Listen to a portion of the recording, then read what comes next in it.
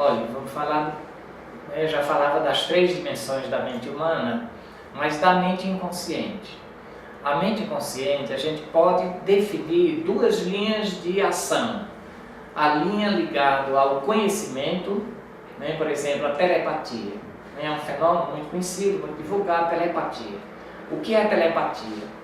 Telepatia é você ser capaz de captar, acontece por exemplo com os videntes, captar pensamento do outro, captar a história do outro, ligado a conhecimento. E aí esse conhecimento pode ser do passado, se chama retrocognição, né? Retrocognição é você ser capaz de dizer algo que aconteceu no passado. Por exemplo, eu conheço uma senhora que ela disse que foi ao interior e passou debaixo de uma árvore. É uma advogada aqui de Fortaleza. Passou debaixo de uma árvore, mas ela é muito sensitiva. E quando ela estava debaixo dessa árvore, ela viu instantaneamente 4 homens pegando um outro homem, amarrando o cara e enterrando vivo debaixo daquela árvore.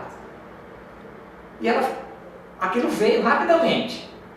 E ela não conhecia nada daquela história e foi visitando as pessoas, encontrou um senhor idoso e contou essa história que ela viu. Aí o homem foi e contou, disse, olha, foi fulano e tal, né, deu o nome das pessoas que tinham matado aquele cara, amarraram aquele cara e enterraram vivo. E o cara sabia até o nome do cara que tinha sido morto, enterrado ali vivo.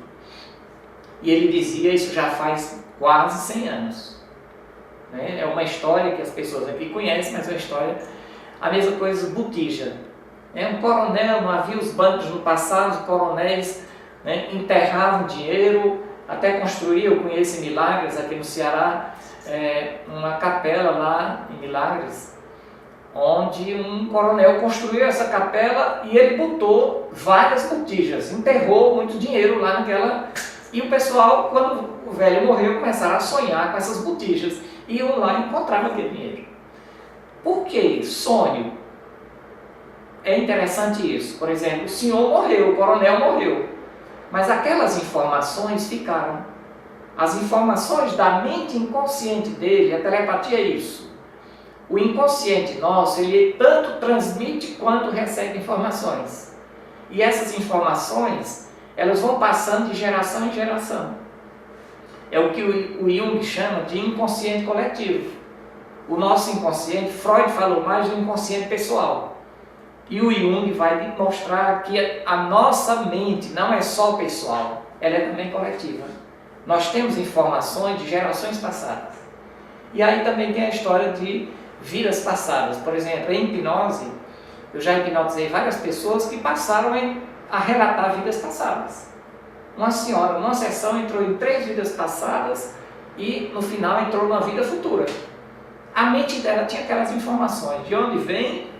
Aí vai depender das interpretações, mas o certo é, eu não estou preocupado com as interpretações, eu estou atendendo aquela pessoa, aquela história está vindo e eu vou trabalhar para a pessoa se libertar daquele problema que a mente dela está me trazendo. Então existe esse fenômeno da telepatia, a outra é a telegia. A telegia é exatamente essa capacidade de ação. O inconsciente não só tem saber, ele tem saber do passado, do presente, por exemplo, alguém é capaz.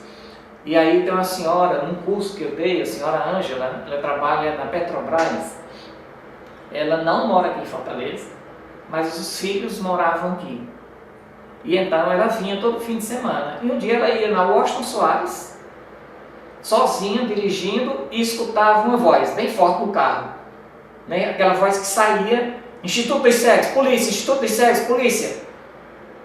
E ela disse, Instituto dos Cegos, ela disse, olha, ele me contou. Ela disse, eu não sabia nem que tinha em Fortaleza Instituto dos Cegos. E não sabia porque aquela história, polícia, polícia. Em casa, quando ela chega, liga o jornal, naquele mesmo momento, um assaltante estava matando o Dr. Valdo Pessoa no Instituto dos Cegos, que era o diretor do Instituto dos Cegos. A mente dela captou aquilo. Impressionante, quer dizer, ela não conhecia o Dr. Valdo, não sabia da existência do Instituto dos Cegos, mas a mente inconsciente, que transcende espaço e tempo, estava trazendo aquela informação para ela. Então, isso é no momento, está acontecendo e a pessoa está captando. Isso se chama simulcognição. E aí tem a pré-cognição, que é o futuro. alguém ser capaz de dizer algo que vai acontecer no futuro. É comprovado hoje que a mente humana sabe passado, presente e futuro. E aí, por exemplo, Nostradamus é um dos grandes videntes da história. Várias coisas que o Nostradamus descreveu aconteceram. Por exemplo, Nostradamus, ele é de 1500 e pouco, né? São Francisco é de 1200 e pouco. Então, no tempo de Nostradamus, havia os franciscanos já. E ele estava andando numa rua de Roma, Nostradamus, e via um grupinho de estudantes franciscanos. Quando ele se aproxima daqueles rapazes, ele se ajoelhou diante de um e disse: eu estou diante de um futuro Papa. 60 anos depois, aquele rapaz era o Papa, se tornou o Papa Sixto V. Veja, Nostradamus olhou para um rapaz e captou uma coisa que ia acontecer com ele 60 anos depois. A mente humana sabe passado, presente e futuro. Isso é poder da mente. São poderes da mente. Então, mas a telegia é ação. O inconsciente queima objetos. O inconsciente é capaz de transformar, por exemplo, um fenômeno chamado aporte. O aporte a gente já escutou muito, né? Notícias, Nossa Senhora chorando, aí chora sangue, chora lágrima, chora, né, mel, aparecem vários fenômenos assim. Aquilo é um aporte. Vamos imaginar suar sangue. A imagem está ali, é de gesso, de madeira, etc. Que de repente sangue nos olhos de Nossa Senhora. Hoje a ciência está comprovando que aquele sangue é humano. É de gente que está ali perto daquela imagem. Quando pega aquele sangue, examina as pessoas que estão ali naquele momento, o sangue é de uma pessoa. E como é que aquele sangue chega lá? Através do aporte. Aporte é um fenômeno, né, que a parapsicologia demorou a entender, porque quem explica o aporte é a física quântica. O que a física quântica diz? Toda matéria é energia. Então, por exemplo, o aporte, sai sangue de alguém, da veia de alguém, ninguém vê o sangue passando, saindo. Aquele sangue se transforma em energia, vai lá para os olhos de Nossa Senhora, se transforma lá em sangue, volta a se materializar. E o sangue é exatamente daquela pessoa. É uma coisa impressionante, parece mistério, mas é poder da mente. Isso é um poder da mente, se chama telegia. É igual aquele poder de alguém que olha para uma plantinha. Eu tenho planta que uma mulher, uma sogra, foi para a casa da nora, era um pinheirinho bonitinho, eu conheço essa família, e a sogra olha para o pinheiro da nora e diz: ô pinheirinho bonito. No outro dia o pinheiro estava seco. Seco. Eu tenho a foto desse pinheiro. É poder da mente, isso é telegia. Aquela mulher tinha muito ciúme da nora com o filho. Então, em vez de matar a nora, mata aquela plantinha que a nora mais gostava. No fundo é uma inveja, é um ciúme, é alguma energia negativa que destrói as coisas. Então, mata planta, mata animais, destrói comida. Azumera, como diz o povo lá no interior.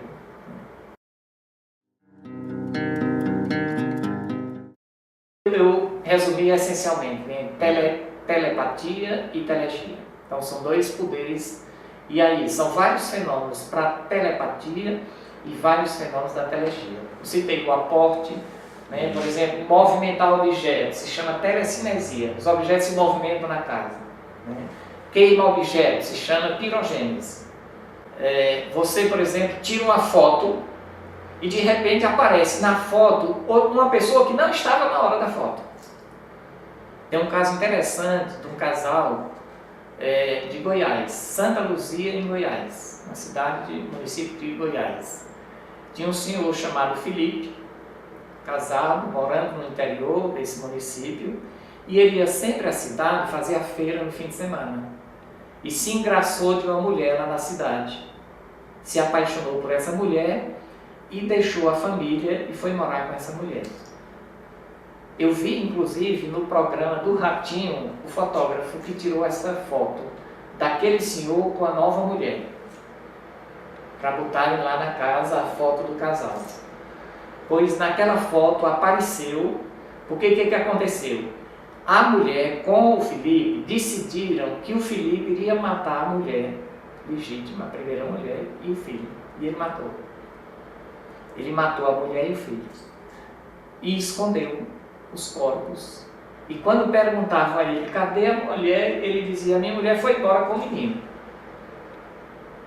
Quando apareceu essa foto, apareceu o que na foto? A mulher e o Felipe. E apareceu também o corpo da criança, tipo deitado assim num caixão, o corpo da mulher e da criança, os dois corpos juntos mortos. Quando o Felipe viu isso, chorou muito e se entregou à polícia. E diz a história que ele morreu louco na cadeia.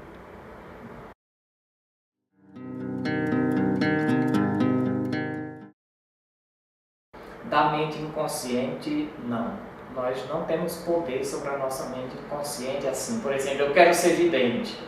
Aí amanhã eu serei vidente. Não existe isso. Não existe. Agora, uma pessoa que já é vidente, ela pode trabalhar como utilizar isso para ajudar as pessoas. Aí sim, você pode, mas você já tem aquele poder. Por exemplo, eu estudo os fenômenos da parapsicologia e eu sou vidente. Eu não sou paranormal. Eu estudo esses fenômenos para ajudar as pessoas a entender esses fenômenos e já atendi várias pessoas aqui em consultório. Hoje eu sou psicanalista, trabalho também na linha da hipnose, na linha da regressão, para exatamente ajudar a resgatar traumas inconscientes que às vezes vem lá do outro matéria. Por exemplo, rejeição. Muita gente hoje com rejeição, e a rejeição, hoje mesmo hipnotizei uma senhora com rejeição, e o problema estava exatamente num trauma de rejeição no tempo do útero materno. A mãe rejeitou aquela criança. E a pessoa lá no futuro, fica sem vontade de viver, sem vontade, sem estímulo para nada na vida, a vida sem sentido. Isso não vem por acaso, isso tem uma história, tem uma causa. Olha, o que nós precisamos desenvolver, a nossa mente é um poder. Então nós precisamos desenvolver. Por exemplo, Deus nos criou com o poder de aprender, de memorizar, de conhecer as realidades, e eu só vou aprender se eu estudar, se eu me dedicar. Então, o poder eu tenho, o que eu preciso é me dedicar a isso. Então, eu preciso, por exemplo, escolho uma determinada linha de estudo, vou estudar para ajudar os outros. Isso sim eu posso desenvolver. Agora, fenômenos paranormais, normalmente isso não funciona no sentido do treino. O que eu posso fazer? Por exemplo, a nível consciente eu posso dar, e aí vem a auto-hipnose, por exemplo. A nível consciente eu posso dar sugestões a mim de transformação da minha realidade. Isso eu posso. E aí toda a história aí da autoajuda, eu preciso me trabalhar. Por exemplo, se eu tenho determinados limites, Deus não cria ninguém com limites. Deus não dá inteligência mais a um do que a outro. Então, nós somos inteligentes. O que acontece? Bloquearam a nossa memória, por exemplo. Podem ter bloqueado a nossa memória. Então, por exemplo, uma mãe que diz a uma criança, menino, tu é burro, tu não aprende nada. A criança registra aquilo emocionalmente. Eu sou burro, não aprendo nada. E uma criança dessa, vai ter dificuldade nos estudos. Então, isso pode ser desbloqueado? Pode. Por exemplo, eu hipnotizei um sobrinho meu que ficava no meu pé, dizendo, time, hipnotiza, time, hipnotiza. Então, chegou um momento que estavam vários irmãos, somos 18 irmãos, 17, comigo 18, e meus pais. Então, chegou um momento que eu chamei esse sobrinho e hipnotizei. Dei uns comandos e ele ficou hipnotizado, e eu perguntei, quais são as matérias que você tem mais dificuldade nos estudos? Ele disse, inglês e matemática, e ser hipnotizado. Então eu dei uma sugestão para desbloquear aquilo. Como? Ele disse, olha, a partir de hoje, você vai aprender de um bloqueio. Você vai aprender inglês e matemática com muita facilidade. A pessoa hipnotizada, ela está acreditando em quem o hipnotizou. Então ele estava acreditando em mim. Naquela hora, o inconsciente dele não pensa. O nosso inconsciente, isso é uma característica do inconsciente. O inconsciente não pensa. Ele registra uma crença e ele executa aquela crença. Tipo, tu é burro, tu não aprende nada. Pronto, ele registra, cristaliza aquilo. Eu sou burro, não aprendo nada. O sobrinho diz, a partir de hoje você vai aprender inglês e matemática com muita facilidade. O que aconteceu? Uns 6 meses depois, o meu irmão, pai dessa criança, ligou e disse, Luciano, hoje ele só tira 9 e 10 em inglês e matemática. Havia um bloqueio. E eu desbloqueei, ele acreditava no que eu estava dizendo e eu disse que a partir daquele dia ele ia aprender. Pronto, agora inglês e matemática é fácil. Então, muitas coisas em nós vêm daí, dessas histórias negativas. Aí eu posso potencializar a minha mente, sim, nesse sentido sim. Então eu posso, por exemplo, imaginar, e aí é um poder também da mente inconsciente. A mente consciente funciona com pensamento, consciente, com pensamento. A mente inconsciente trabalha com imaginação, não é com pensamento. Um pensamento, por exemplo, a uma pessoa hipnotizada, eu digo algo, aquele algo que eu estou dizendo, a mente inconsciente cria uma imagem para aquilo. O inconsciente funciona com a imagem. Na medida que o inconsciente cria aquela imagem, e para o inconsciente eu preciso repetir, para que aquilo vire crença, o inconsciente trabalha com crenças, positivas ou negativas. Tipo crença, tu é burro, tu não aprende nada.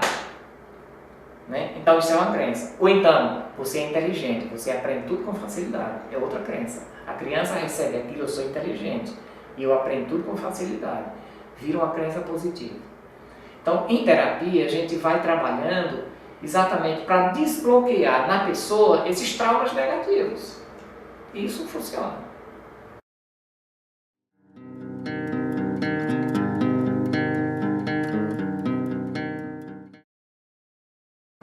Olha, o poder da mente existe, né? Não acredito porque não se estuda muito isso. Infelizmente, por exemplo, eu dizia há pouco que a nossa mente inconsciente funciona muito com a imaginação.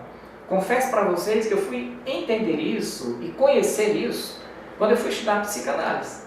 Foi que eu fui entender esse poder da mente inconsciente através da imaginação. A gente não aprende isso na escola, na igreja. Então, e é um poder muito importante. Trabalhar, aprender a trabalhar, né, com a nossa mente inconsciente, imaginando coisas possíveis. Né? Não posso agora imaginar uma coisa impossível. Daqui a 3 anos estarei morando na Lua. Daqui a 3 anos você pode estar morando no mundo da Lua. Mas eu posso conquistar algo. Por exemplo, eu posso ter um carro. Eu posso conquistar um carro, posso conquistar um apartamento, posso conquistar, sim. Aquilo que é possível, eu começo, tem aquele livro O Segredo, que ele é muito interessante. Né, que é exatamente, ele coloca como se fosse uma energia externa que eu acolho.